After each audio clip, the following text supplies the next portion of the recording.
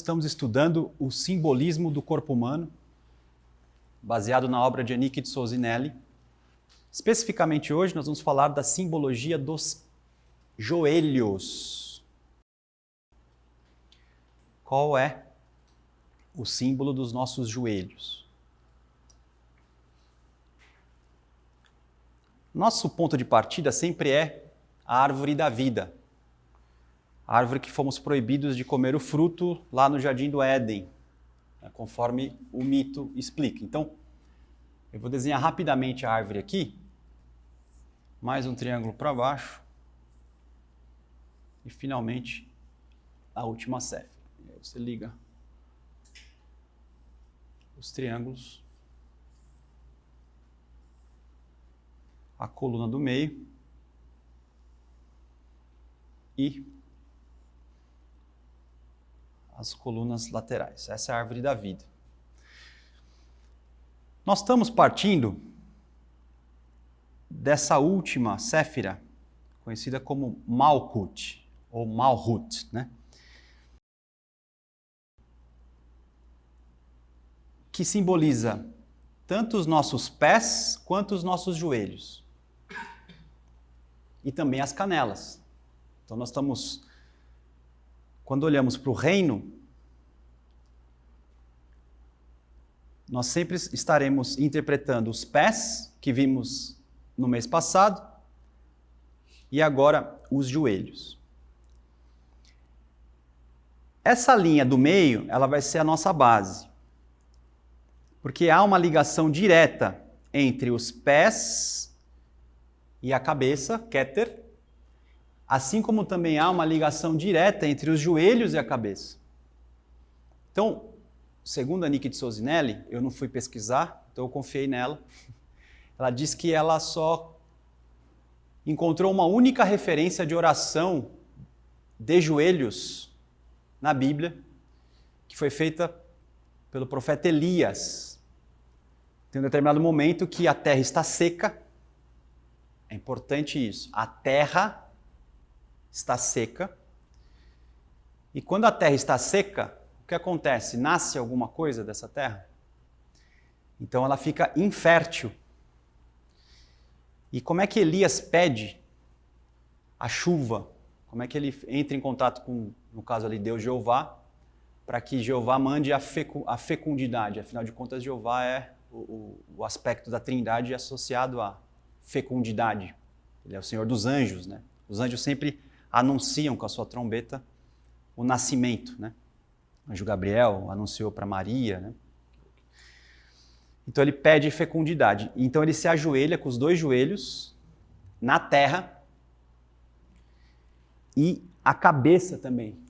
Então não é como a gente ajoelha, muitos ajoelham na missa, né? Só ajoelha assim, ou como um cavaleiro medieval ajoelhava com um único joelho, né? O Elias, ele ajoelha com os dois joelhos e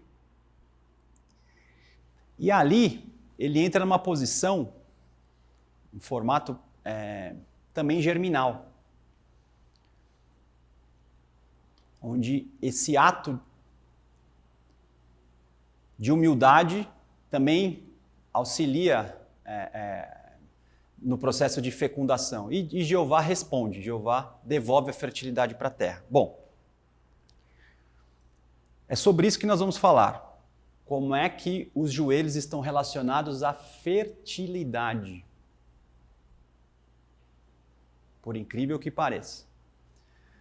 O pessoal sempre pensa no signo de Escorpião apenas, né, como a região sacra, a região sexual.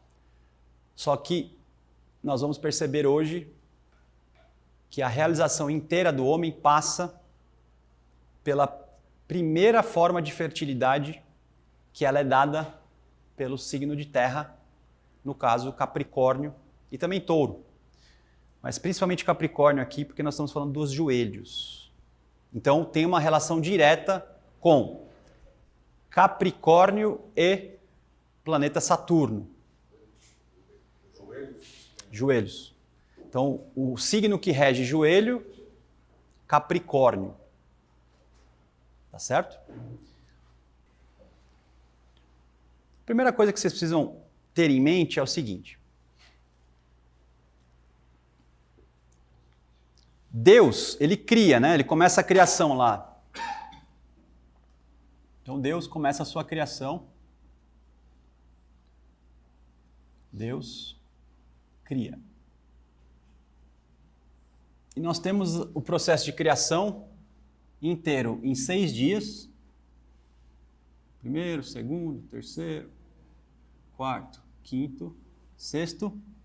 No 7º dia, que é sábado. Sábado, qual é o planeta que rege sábado? Saturno. Então nós estamos falando dos joelhos.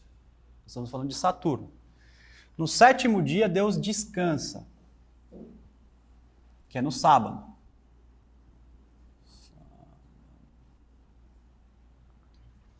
Então o homem fica pronto no dia 6.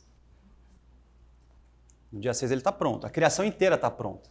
Então Deus cria tudo. No dia 6 a criação inteira, incluindo nós, estamos prontos. No 7º, simbolicamente, ele descansa. E deixa, então, o sábado aberto para o homem. E é nesse sábado que o homem vai se relacionar com Deus. Então, sábado, a partir de Saturno, dia de Saturno, o homem vai se relacionar com Deus. E o que significa a relação do homem com Deus? Fecundidade. Para você se casar com Deus, todo casamento deve gerar filhos, né? Então, o sábado é o dia em que a criação, deveria casar-se com o Criador. Nesse sentido, a criação, ela seria a esposa e Deus, o esposo. Então, quando Deus cria tudo isso, ele se mantém ativo como esposo e ele espera desposar a criação, casar-se com a criação. Pegaram? Pegaram essa primeira ideia? Então, até agora, o primeiro papel da criação, isso aqui é muito importante, eu vou bem devagar. O primeiro papel da criação é semelhante a de uma noiva. Tá? Então, vamos colocar aqui. Criação igual a noiva. E Deus, Criador, vou pôr Criador, tá? Depois eu explico por quê. Noivo. A criação é o reino. E nós estamos aqui, não só os seres vivos, como também a matéria, tudo. A matéria que compõe esses mundos e também os seres que se revestem dessa matéria. Estamos juntos? Como que os cabalistas chamam esse reino que é Malkut, essa Séfira, Malkut? Eles chamam de Virgem de Israel.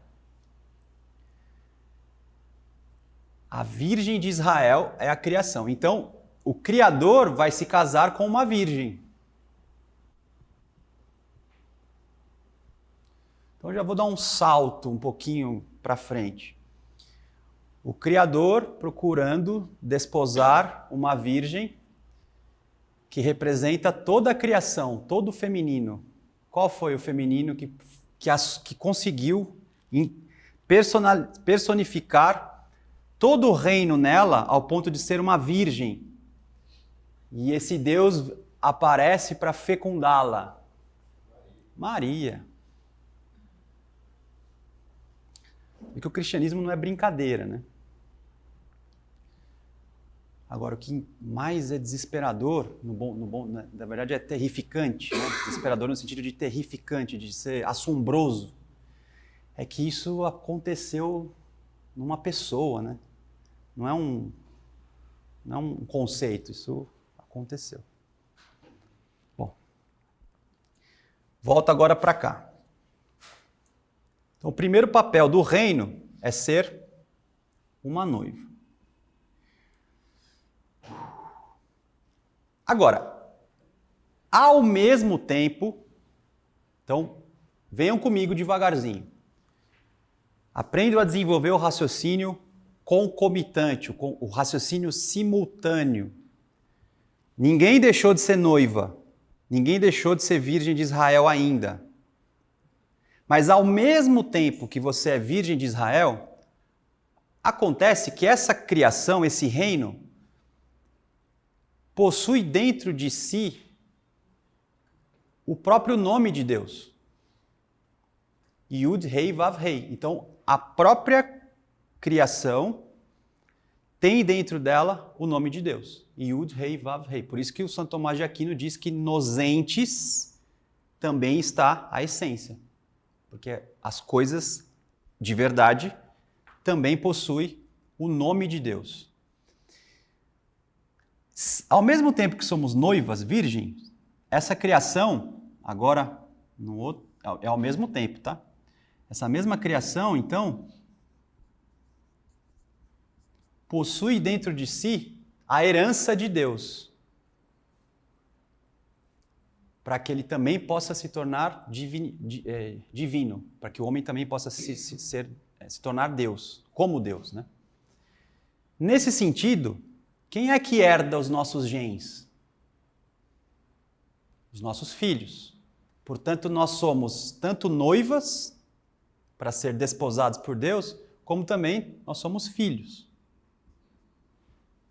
E o que significa ser filho de Deus? Significa que você tem dentro de si esse nome de Deus.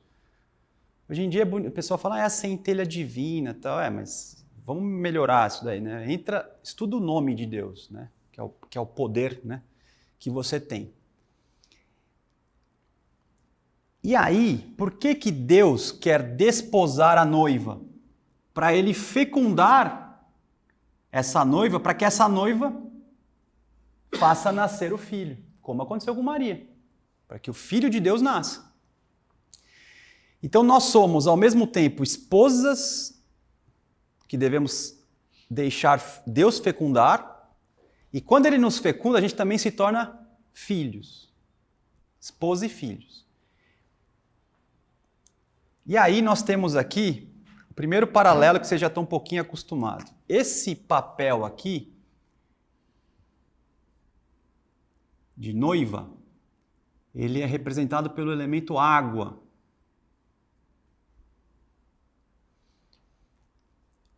E esse papel de filho é representado pelo elemento fogo.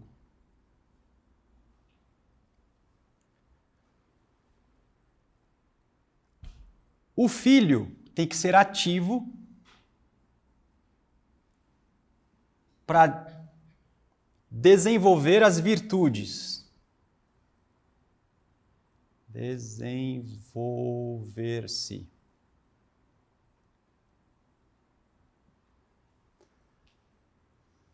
Nossa, desenvolve-se, esse que eu escrevi aqui. Desenvolver-se. Acho que é isso. E aqui, não é que você é passivo, mas aqui você tem o trabalho mais de sacerdócio, né? Que é mais um trabalho de fé. Então, os sacerdotes, eles têm um papel mais feminino, voltado para essa graça que vai receber. O filho ainda não é o filho divinizado, é o filho Adão aqui, tá? É o filho que agora tem que aprender. Esse filho ainda é uma criança, tá? Uma criança. Essa criança, ela vai ser representada aqui em Malkut em duas partes. Eu dividi Malkut em duas partes aqui. antes de eu falar dessas duas partes de Malkuth, eu preciso que vocês aqui presentes me digam se essa ideia simultânea de noiva e filho está mais ou menos claro na cabeça de vocês. Tá? E aí agora, antes de eu dividir aqui, eu vou transportar isso que eu falei aqui para a árvore da vida, tá? Então a gente sabe que aqui tem o absoluto, a Ein Sof, né? O absoluto, a totalidade, até que esse absoluto ele se limita. E aí começa Keter, então do absoluto isso começa a se manifestar e toda essa energia unida vai se dividindo, até que ela volta a ser una aqui. Então o reino é esse receptáculo, esse vaso que recebe toda a diversidade de energia que vem desde o absoluto até aqui. Então aqui eu poderia dizer que a manifestação é a totalidade da manifestação. Aqui é a totalidade da não manifestação. Totalidade da não manifestação, totalidade da manifestação. Então, pare para pensar. Se o reino, a criação, a matéria, tem nela a totalidade da manifestação, ela é fértil pra caramba. Vocês estão entendendo? Porque se ela recebe tudo isso daqui nela, você joga uma semente e nasce. Entendeu? É uma terra. Uma terra. E o homem que acabou de ser gerado, que é o filho, que recebeu a noiva que recebeu o pai e gerou o filho, ele no estado de feto, ele está associado ao elemento de água, que é o signo de peixes, que também tem a totalidade nele, é o último signo dos 12, associado aos pés. Os nossos pés têm a totalidade da nossa possibilidade. A Niki de Sozinelli, inclusive, sugere que os nossos pés têm formato de germe. O que é um germe em biologia? Germe é o estado inicial de desenvolvimento de um organismo. É o primeiro estado de manifestação. Então, os pés, né? Se você parar, você tem o pé mais ou menos aqui, né? Aí você tem os dedos, né? Isso aqui parece uma semente, segundo a Niki de Sozinelli. Parece, né? Um feijão, alguma coisa assim. Se você parar para pensar, os pés parecem uma semente. A gente nunca para para pensar, né? Aí tem os dedos, né? Você vai colocar os dedos aqui depois. Os pés. Né? Isso está associado ao elemento água. Então é o feto, que é o homem ainda não manifestado, mas se preparando. Então ele é toda a possibilidade. Antes de eu chegar aqui nos joelhos, que aí é o elemento terra, e lembra que eu falei que a terra é fértil? Já vamos chegar lá.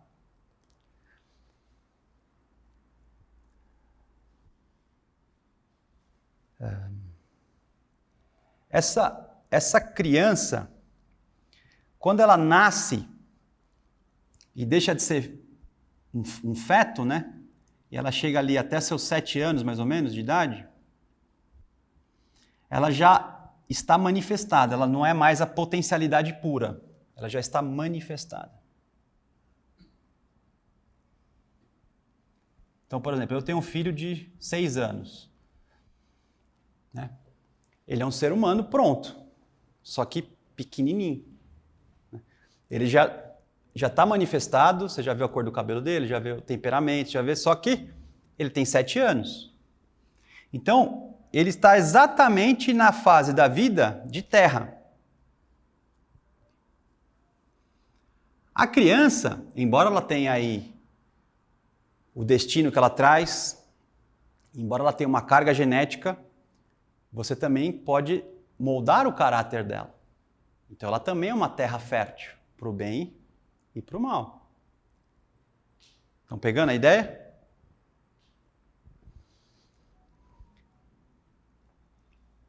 Essa criança, até os 7 anos, está associada então a Capricórnio.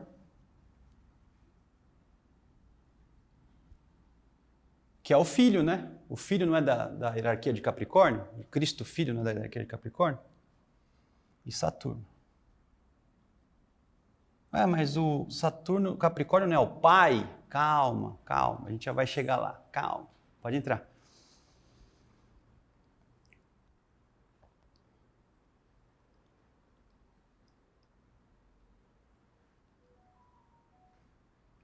Bom,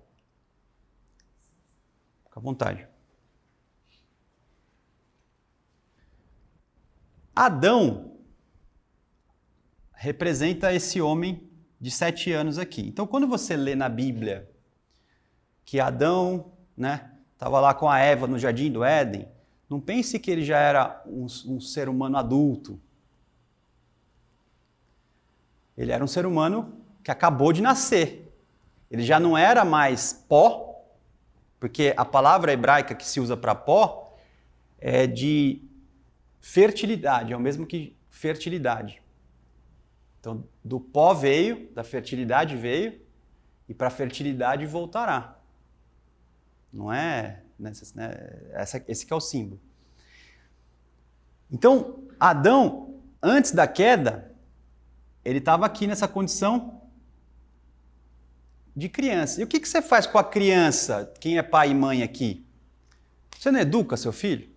A criança vai andando, põe o dedo na tomada. Aí você fala, não põe o dedo na tomada.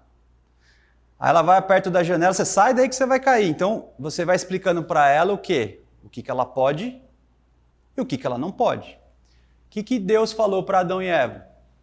Ó, meus filhos, o jardim está aqui. Você pode fazer isso, comer isso. Você só não pode fazer uma coisa. Vocês entenderam?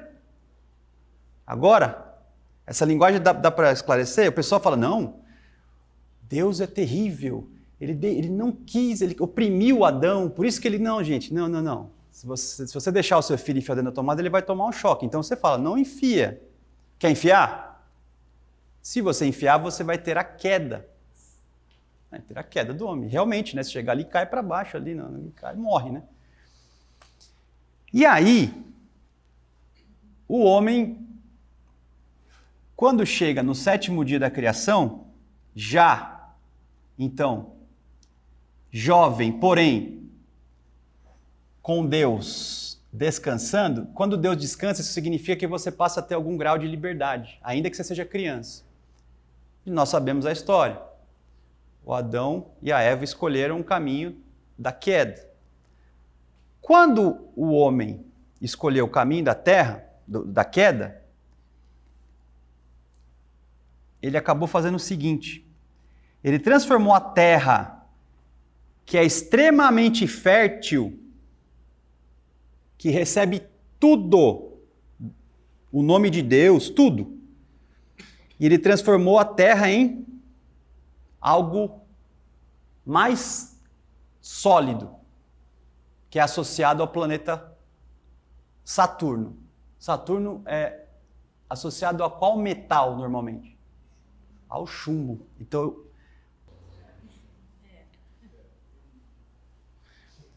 a terra em chumbo. O chumbo é fértil?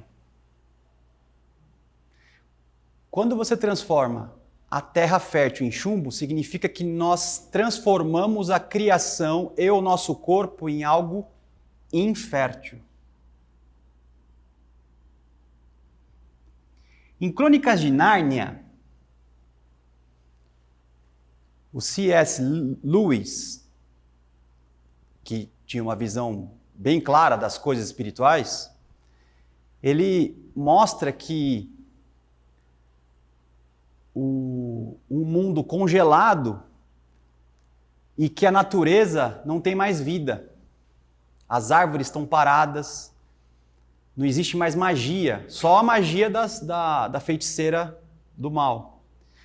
Conforme os filhos de Adão voltam para a terra original, eles voltaram para o lugar original. Eles estavam no lugar fora da terra, que é aqui, a matéria. Aí eles acharam uma passagem que é o guarda-roupa, voltaram para a terra natal. Quando eles voltaram para a terra natal, a terra falou, opa, eu tenho uma chance de voltar a ser fértil. E aí o sol começa a nascer, o Cristo, que é o leão, Aslan, começa a aparecer. E aí o que acontece? O gelo começa a derreter, as árvores começam a se mexer e a natureza volta a ser viva.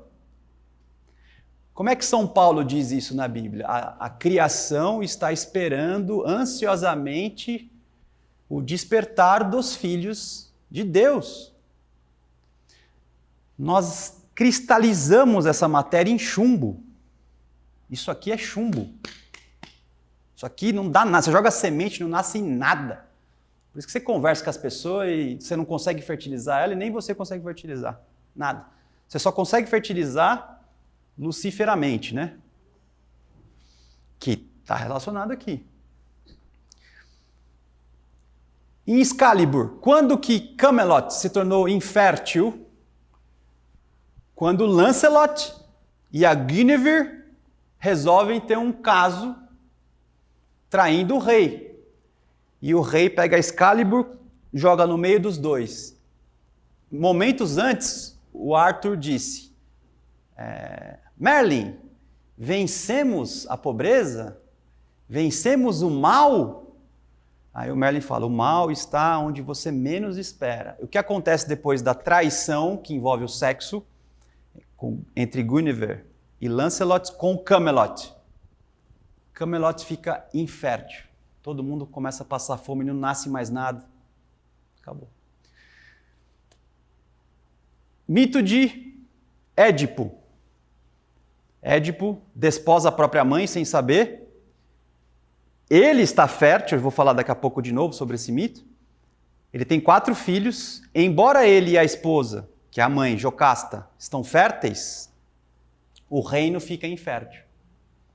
E aí ele tem que ir atrás, como ele é rei, ele tem que ir atrás para descobrir o que está acontecendo com a terra que está infértil, para a terra voltar a ser infértil. Então, tudo isso simboliza a tentativa de devolver a terra fértil, eliminar, descristalizar o chumbo, né? Como é que se faz isso? A primeira maneira de fazer isso, eu vou continuar aqui, mas eu só vou dar um salto aqui. Você transforma Saturno cristalizado, chumbado, que não é mais o Saturno Cronos, mas é o Saturno crônico. O crônico é chumbo. Primeira coisa que você faz é transformar esse Saturno em Lua.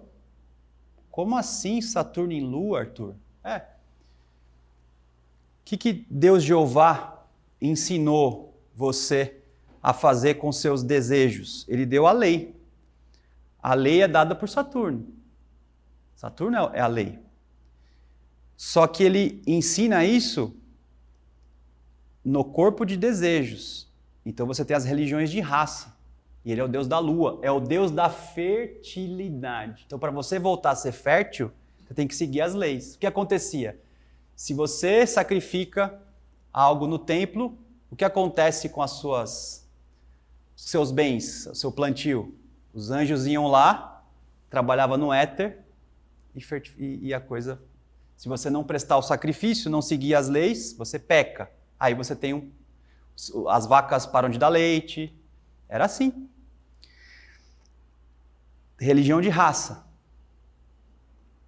Tabernáculo do deserto. Iesod. De reino você chega em Iesod. Depois você sobe para Tiferet, a beleza, que é o sol. Aí você não mais obedece nenhuma lei, mas você se torna a lei porque você passa a operar direto nos arquétipos. Então o cristianismo está aqui, nos arquétipos. Depois, esse aqui chama Portal dos Homens. É aqui que o ser humano encontra uma das tarefas mais difíceis de ultrapassar. Aqui no mito do Édipo, é quando ele desce até os infernos e na porta do inferno ele encontra mulheres terrificantes com cabelo de serpentes. E ele tem que vencer essas mulheres para poder adentrar, né, aí não mais no inferno, mas aí ele acha que está chegando no inferno, mas ele acaba entrando no reino dos céus, né? Obscuramente você vai ter Da'at aqui, que é Plutão, que está associado a essa profundeza também, que é o portal dos deuses aqui. Aqui é o portal dos homens, aqui é o portal dos deuses.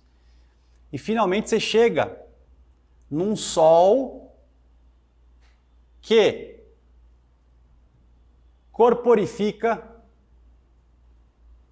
o homem e a mulher, que é Urano.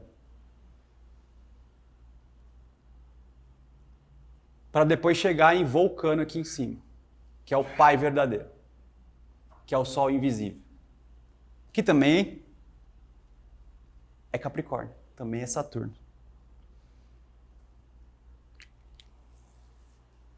Pegaram essa ideia? Agora, esse é o caminho que a gente tem que percorrer, que é o caminho do iniciado, até chegar aqui. A gente tem que traduzir isso aqui que eu falei em práticas de vida, né? Como é que você traduz isso em prática de vida? Mas vamos voltar para a história do chumbo. Vocês pegaram a ideia de que o chumbo é a terra infértil, que é a matéria cristalizada, é o corpo que morre? Né? Pegaram? Você sabe que as traduções da Bíblia elas são terríveis. Por isso que é importante você ou estudar o hebraico mesmo, ou você tem que, sei lá, pra você ter uma ideia, esse versículo aqui, eu consegui ver a versão do Rei James em inglês, e ela está mais parecida com o hebraico do que o português, que é um versículo do profeta Isaías, capítulo 1, versículo 23. A Nicky de Souzinelli coloca correto, porque ela traduz direto do hebraico, então leia o que ela escreveu lá. O Isaías fala assim, que nenhuma criança que nasce do chumbo, toda criança que nasce do chumbo deverá ser eliminada, algo assim. Só que se você ler a versão portuguesa, de língua portuguesa, vai estar assim... eu estenderei a sua mão contra ti e purificarei você. Está escrito assim. Só que aí você vai na língua hebraica, você tem o elemento... Aí, em inglês está assim, nós vamos eliminar o falso metal. Falso metal já conversa mais com chumbo. Você vê que interessante? E na língua portuguesa você vai lá, tá lá, eu vou eliminar a impureza, a escória de você, algo assim. Depois vocês procurem lá que eu não decorei, mas eu decorei agora aqui o versículo, né? Capítulo 1, versículo 23. Então... no hebraico, se você ler, você vê lá a palavra... É que aquela coisa, o hebraico ele é muito rico. Então, dependendo de como é que você traduz... E a Nicky de Souzinelli, ela fala assim, então, temos que tomar cuidado com as traduções sem discernimento. Ela fala isso. Então, é muito importante. Então, o que ela está falando aqui é o seguinte. Quando a gente transforma a terra fértil, que recebe toda a fecundidade de Deus aqui, o próprio nome de Deus aqui, e ela se transforma em chumbo, nós entramos naquilo que é crônico. Saímos de Cronos e entramos no crônico. Então, saímos de aqui. O crônico degenera, apodrece e morre, né? Doenças crônicas, você vai morrendo aos poucos. Né?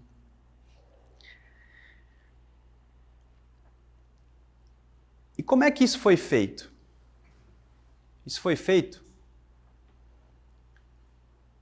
do seguinte modo. Nós, com 7 anos de idade, lá, Adão, que Deus estava educando, não põe o dedo na tomada, né? Não come a árvore do conhecimento, come a outra, né? Brinca aqui com o carrinho, ó. Brinca com o carrinho. Não, eu quero enfiar o dedo na tomada. Você vai lá e enfia, né? É isso, né, que aconteceu. Então, aí nós fomos lá e enfiamos o dedo na tomada. O que foi o enfiar o dedo na tomada? Lúcifer ensinou a gente a fazer o que com a nossa fecundidade? Com o nosso sexo? A gratificação. Pegaram? Então, por isso que o Max Heindel, ele não fala desse jeito simbólico, ele fala que a gente começamos a utilizar a força sexual para o nosso prazer, com o nosso egoísmo, para a gratificação dos sentidos. Por isso, então, a pureza, a virgem. E aí por isso que Maria é muito importante, porque a Maria, ela conseguiu transformar ela, que era chumbo, de volta em terra. Vocês entendem?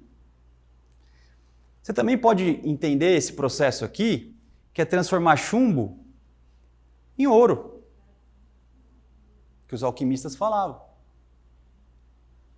E depois de você transformar o chumbo em ouro, você produz a pedra filosofal. O que é a pedra filosofal? Quando você cronifica, você entra numa existência temporal.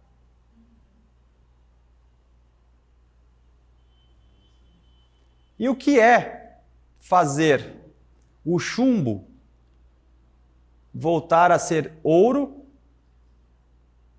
e chegar na pedra filosofal? Quem tem a pedra filosofal, qual que é a principal característica que essa pessoa que fez a pedra filosofal ela tem? Ela recupera a atemporalidade.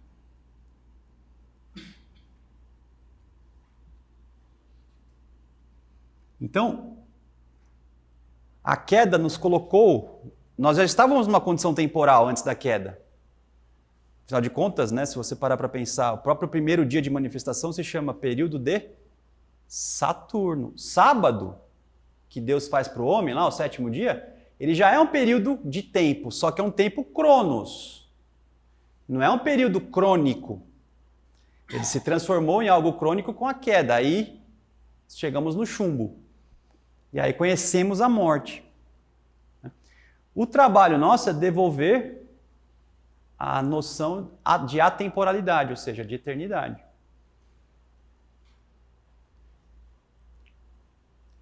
Agora que esses dois conceitos foram passados, né, tem que ficar claro o seguinte: mesmo hoje, com a nossa fecundidade literal, nós produzimos corpos crônicos. Eu tenho um corpo crônico, eu tenho 2 filhos, meus 2 filhos têm corpo crônico. Né? E é esse aspecto crônico que está, então, determinado a nossa morte, que a Igreja Católica chama de nascemos com o pecado original. Você sabe que, quando eu era criança, eu ouvia assim de alguns familiares meus: como assim eu tenho pecado? Esses padre, filha da mãe, fica enfiando na nossa cabeça que a gente nasce com pecado. Eu nasci, não fiz nada, eu já sou um pecador? Porcaria, tal, né? Aí o que acontece? Não percebiam que já estavam sendo, né, doutrinados. Porque se você estuda isso aqui é uma beleza sem fim. Né? Se você para pensar no mito de Édipo, agora eu vou utilizá-lo daqui para frente para a gente dar seguimento. O que significa Édipo? Pés inchados ou pés machucados. A Eva, quando foi expulsa do Jardim do Éden, saindo do Cronos e indo para Crônico, elas têm várias representações simbólicas que ela está com 2 mordidas no calcanhar da serpente. Então, os pés estão machucados, que é a parte do reino machucado.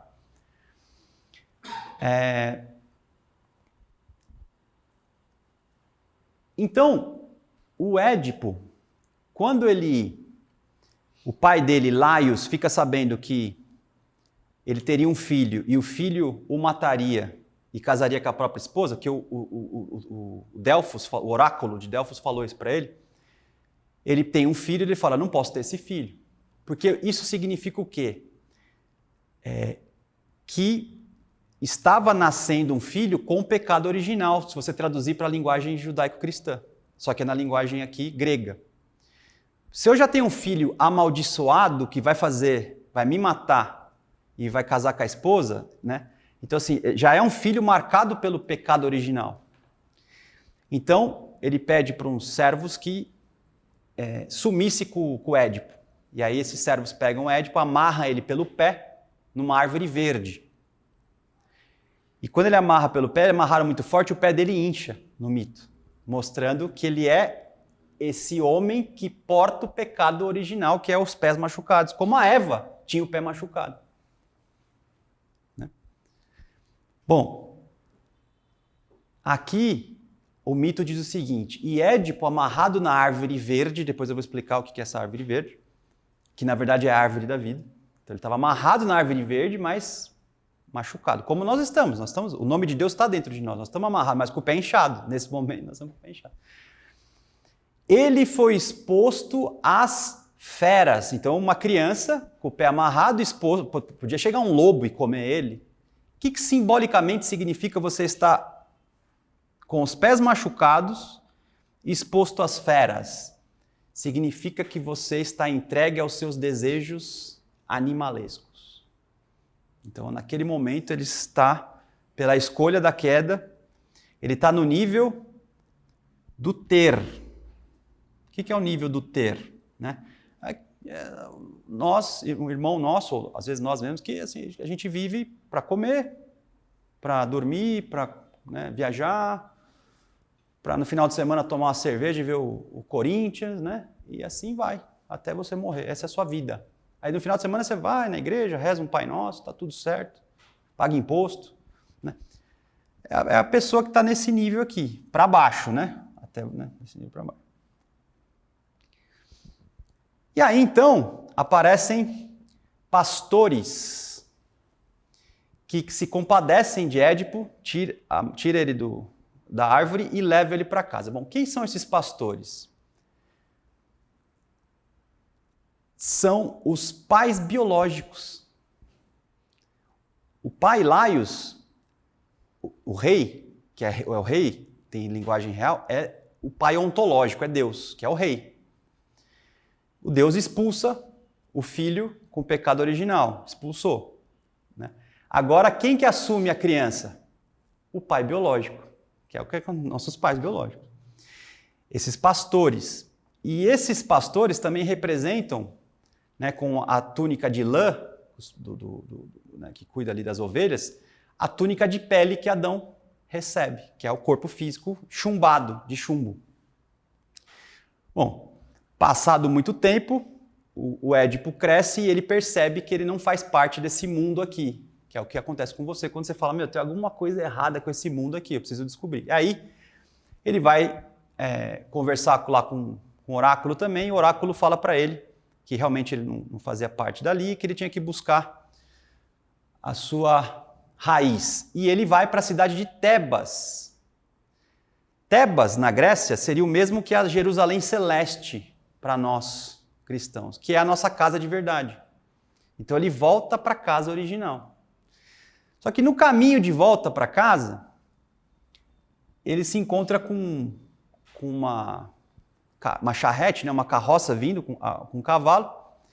E esse cavalo era uma pista muito estreita, né?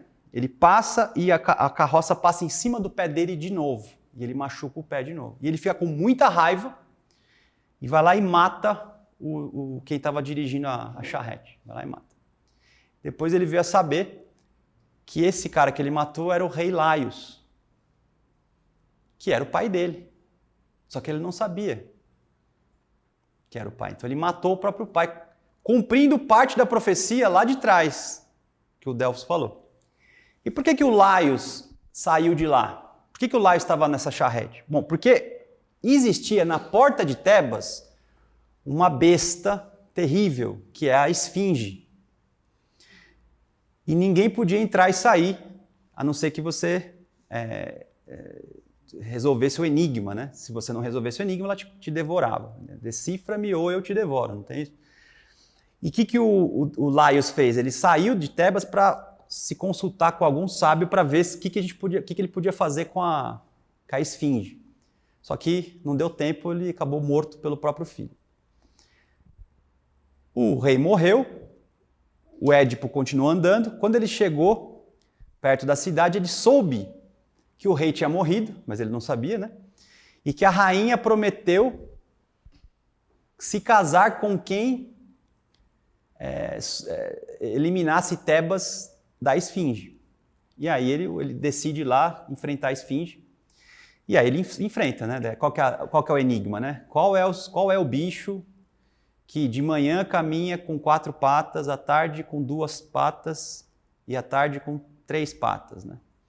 Ele fala o homem, né? O homem engatinha, fica de pé e depois... E aí ele vence a esfinge e a esfinge cai num precipício e morre. E então ele casa com a rainha.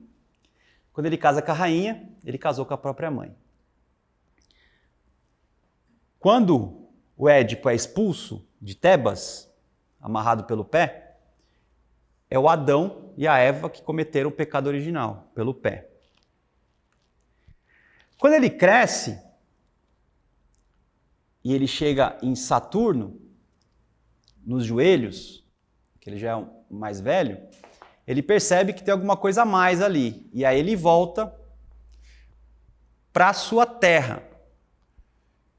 E aí ele acaba repetindo o pecado, matando o pai ontológico ali de novo. Só que mesmo matando o pai ontológico, ele encontra a Virgem, que é a própria mãe. Quem que é a mãe? É o reino, é a Virgem de Israel. Então, ele voltar para a própria terra natal e casar com a mãe é o primeiro passo que você tem que fazer para voltar a ser virgem.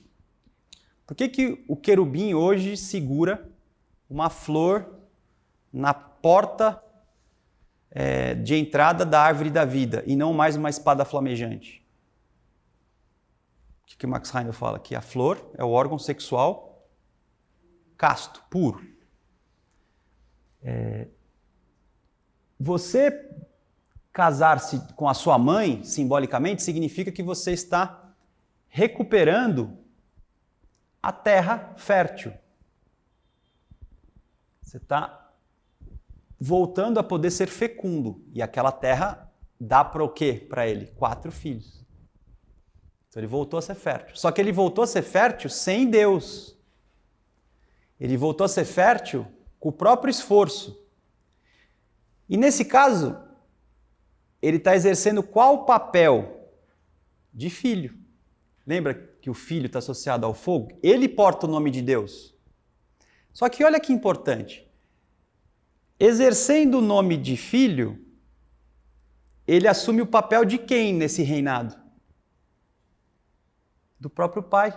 Então ele se torna o pai ali.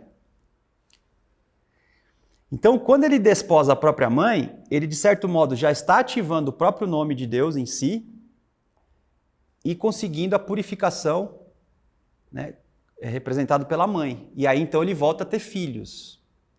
Só que só filhos pessoais. Ele ainda não se reconectou ainda assim ele não se recuperou com o pai ontológico. Aqui, então, nós estamos falando do trabalho que nos cabe enquanto filhos aqui, que é o trabalho que o Irã Abif fez, que é o trabalho da Rosa Cruz. Você faz exercício de reflexão, você faz oração, você vive o dia a dia, você serve o próximo. Tudo que você faz pensando no amor, tudo que você faz pensando na purificação da sua alma, tudo isso é o trabalho de filho para voltar a ser rei, para assumir o papel do pai. Até que você encontra a esposa, que é a sua própria mãe, no caso aqui simbólica, e ela volta a ser fértil. Então aqui você começa a descristalizar o chumbo de volta para a terra. Né? Então, esse é o trabalho do discipulado, traduzindo para a prática. O trabalho do discipulado. Então, é o que o probacionista faz, é o que todo mundo faz, que é o trabalho que você está trabalhando aqui com a lei, tentando despertar o Cristo interno. Esse é um trabalho de servidão. Porque o que o rei faz? O rei faz o que ele quer? O rei ele é o maior servo do reino, né? Ele serve o reino. Tanto que a coroa é uma cruz, né? A coroa de rei é uma cruz. Então aqui nós servimos amorosa e desinteressadamente aqui, até voltarmos a ser férteis. Até voltarmos a construir o corpo-alma, né? Até você, aí vai o que vocês quiserem. Então saímos do ser, do ter, até chegar no ser. O Max Heindel fala que isso aqui é quando você aprende a agir por dever. Não é mais por medo, barganha, mas por dever, quando você se torna lei. Foi até aqui? Até aqui, eu vou dar o próximo passo. Do que foi falado? Tem alguma questão, alguma dúvida, algo para ser complementado? Pode, me dá só o... Que horas são, por favor? 3, estou quase acabando. Isso seria uma dualidade, né, que você está falando, né? E é o que João conquistou, né? Que ele venceu a morte. João chegou nesse estágio, né? Chegou. Chegou. Então. Chegou nesse estágio. É isso. Bem lembrado. Bem lembrado. Muito bom. Agora, me ajudem. O que fertilidade significa para vocês, necessariamente? Para eu ser fértil, por que o amor está associado à fertilidade? Por que o casamento, né? Por que o padre fala assim, eu casei na igreja católica, né? Quando eu fui casar, você tem que fazer curso e tal, né? E aí depois você tem que fazer uma entrevista, né? Aí o padre me chamou, tanto eu quanto a Bruna, e falou assim, você quer casar aqui? Tem certeza? Você não precisa casar aqui, o padre falou. Você não precisa casar aqui, você pode casar em outro lugar. Eu falei, mas por quê? Ele falou, porque se você for casar aqui na igreja católica, você tem que se comprometer a ter filhos. Não pode casar aqui e não ter filhos. A não ser que a sua esposa tenha um problema, né? Estéril, tal. Mas na igreja católica, literalmente, se você casa lá, você tem que ter filho. Né? Você pode não cumprir esse voto que representa o casamento. Você pode falar assim, não, eu acho que isso é uma imposição dogmática de uma sociedade, então eu não vou... Tudo bem, você pode fazer isso, mas a gente já está num outro nível aqui, né, de entender qual que é o que de fato significa o dogma. Aí você pode aceitar ou não. Se você aceitou, você já entendeu. E aí eu achei interessante, porque eu falei, porra, o padre podia falar assim, né? Não, mesmo assim eu vou casar vocês, porque aí... Não, ele falou, não vem aqui encher o saco. Se você quiser, você vai ter que... Esse padre é o bom, né? Por que a igreja, então, externamente, ela impõe isso aos fiéis, que não... Porque você tem que ser fértil. Se você está casando, você tem que ser fértil. Agora, o que significa ser fértil? É só ter filho? O que mais? Pode arriscar. O que vocês imaginam que é ser fértil? E por que o amor está associado? Por que você tem que servir com amor, amorosamente? Né? Por que o amor é o que promove a fertilidade? Né? Sem amor dá para ser fértil? Você só pode ser fértil no número 1 ou no número 2? No 2, né? Então, vocês vão perceber... Eu já vou perguntar mais de novo, né? Assim, que todo esse trabalho aqui da árvore da vida se trata de casamentos. Casar com Deus, casar com a Virgem, né? Você tem que o tempo inteiro ir casando. E o que significa casar? Amar. E quando você ama, você se torna fértil. E é essa fertilidade que Adão ouve de Deus quando ele diz assim, crescei e multiplicai-vos.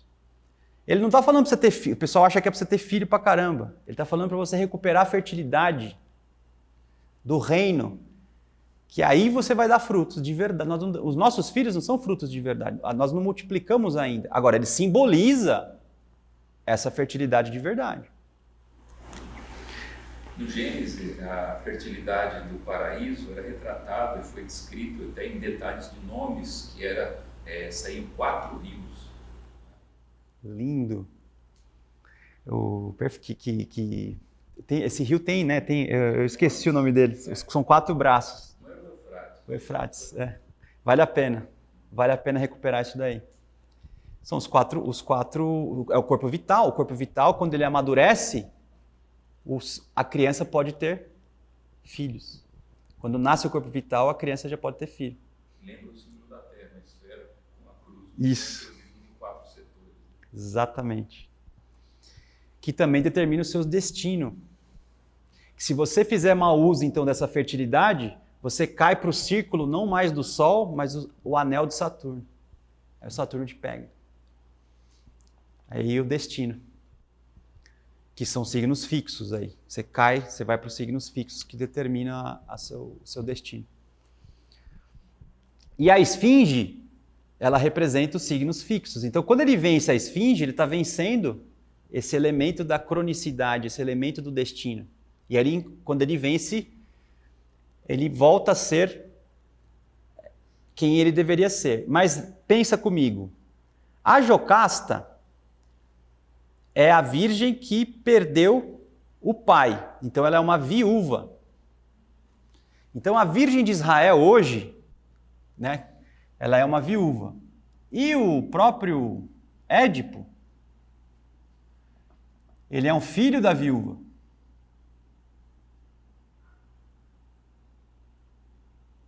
Viúva. Então, aqui nós voltamos a ter a noiva, que é o sacerdote, que representa a igreja, e o filho da viúva, que se esforça para descobrir quem ele é, representando os filhos do fogo e o Estado. Por que o Estado? Porque ele está na região temporal, que é Estado, é um Estado momentâneo. O poder temporal. Aqui ele busca o poder eterno, né? Só que o trabalho é fazer aquilo que é Estado voltar a ser eterno, né? Unindo. O que é a união? É quando o filho casar com a viúva, né? É a união. Só que não basta. A união, fogo e água, ela se dá no portal dos homens aqui, ó, que é a beleza pura, Tiferet. Depois, você tem que se unir a Deus, que é a deificação do homem, que é o segundo casamento. O primeiro casamento é aqui, o segundo, aí você chega na divinização do homem. Então não é só unir cabeça e coração, é você também se divinizar. Então são dois casamentos. Então é fundamental Cristo ter ressuscitado o filho da viúva de Naim, que é Lázaro. Né? E é fundamental ele ter nascido de uma virgem que voltou, né, a ser fecundada por Deus. Vocês estão pegando essa linguagem? Então, essa simbologia toda está te ensinando a voltar a ser fértil. Então, fertilidade é a palavra-chave.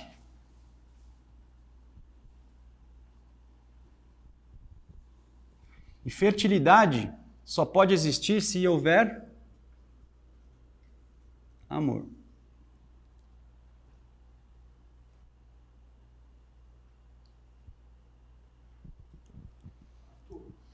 Voltamos para o amor. Vai, fala. Voltando um pouco à questão dos símbolos, né? Em astrologia, o símbolo do Capricórnio é um ser meio de terra e meio de água, né? O rabo do peixe seria essa água da fertilidade? A água, a fertilidade. Seria essa conversão, né? Seria o aspecto da terra. Porque a terra fértil, ela tem que ter água, ela tem que ser úmida, né? Então o Capricórnio em si, ele é úmido, porque o problema o Capricórnio, ele representa a terra fértil. Ele representa a criação, o Capricórnio, né? Porque no sétimo dia, que é o dia de sábado, nesse dia a criação ficou pronta. E essa criação é viva, fértil. É nesse sentido que Capricórnio é associado à criação, né? E aí, o que acontece é que a gente, quando escolhemos com os pés em germe, gastar a nossa força sexual de um jeito equivocado, nós secamos a água, com o pé aí ficamos com o pé inchado, e não mais seguimos a lei, então também machucamos o joelho. Agora, tem o elemento da humildade aqui, né? A humildade do quê? Quando você se ajoelha, está dizendo que você está colocando toda a sua fertilidade para algo, né, que vai te complementar, que vai transcender você, que é a graça. Tudo é graça. Para eu ter um filho, eu não consigo ter um filho sozinho. eu preciso da minha esposa. Né? Para eu comer, eu tenho que matar uma planta para comer. Tem que matar uma planta para comer. Tudo bem, ela não sente dor, não tem sistema nervoso, verdade, mas eu tenho que matar. Até para comer, mesmo que eu seja vegetariano, eu tenho que matar. Isso significa o quê? Que você, até para viver, para comer, você depende da graça. Né? E aí por isso que você então se ajoelha, né? Para poder sobreviver. Então, quando Elias então ajoelha, e não se esqueça da cabeça. Então, os joelhos representam isso. Agora, última coisa. Qual que é a forma hoje mais eficaz que você pode, última coisa mesmo, que você pode momentaneamente se casar com Deus? Qual é a forma mais possível que está ao alcance agora de vocês para se casar com Deus, nesse momento? Oração. A gente esquece de orar. Eu vou falar uma coisa para vocês. Muita gente fala assim, né? Se eu ficar rezando o dia inteiro, se eu ficar indo na missa o dia inteiro, se eu ficar fazendo um ritual o dia inteiro, se eu ficar estudando o dia inteiro, eu não vou ter pensamento original.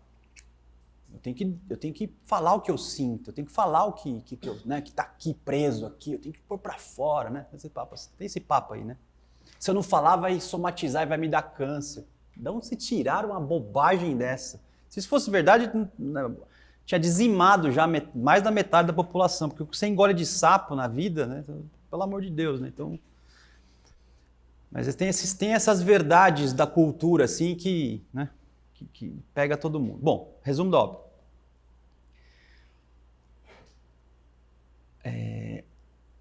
Vocês acham que quem inventou O Senhor dos Anéis tinha uma imaginação meia boca?